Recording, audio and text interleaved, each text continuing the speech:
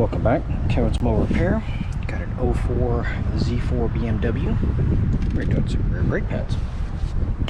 So for today's job, you will need a T45 for the bits that go to hold the caliper on, a T6 to take off the Allen in order to get the rotor off, a T25 to remove the two Torx bits right here, 10mm to hold the nut.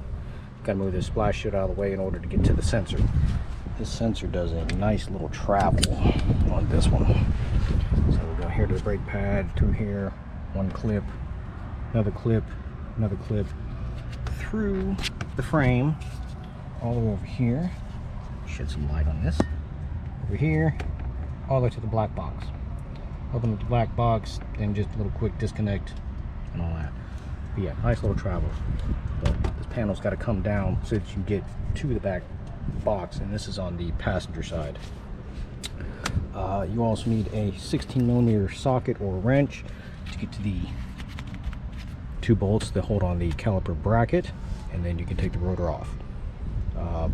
For this little clip here, it can be a bit of a pain in the butt at times.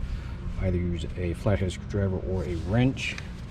This set does come with a new one, so it does not matter if I destroyed the old one or not, which I did a little bit. I bent it, so but I knew it had a new one anyway, so that wasn't an issue. You can get a pair of pliers right here, bend it this way.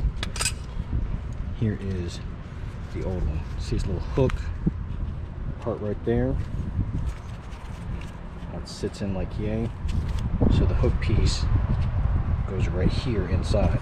So you got to towards the back of the caliper, and then it will pop out. But other than that, relatively simple. Just make sure you put the harness back in the right spot, because as the wheel will travel, if this is loose back here, it will eventually get caught up in the wheel, eat the harness, and you'll have your little red brake light back on again. But any questions or comments, please feel free to let me know.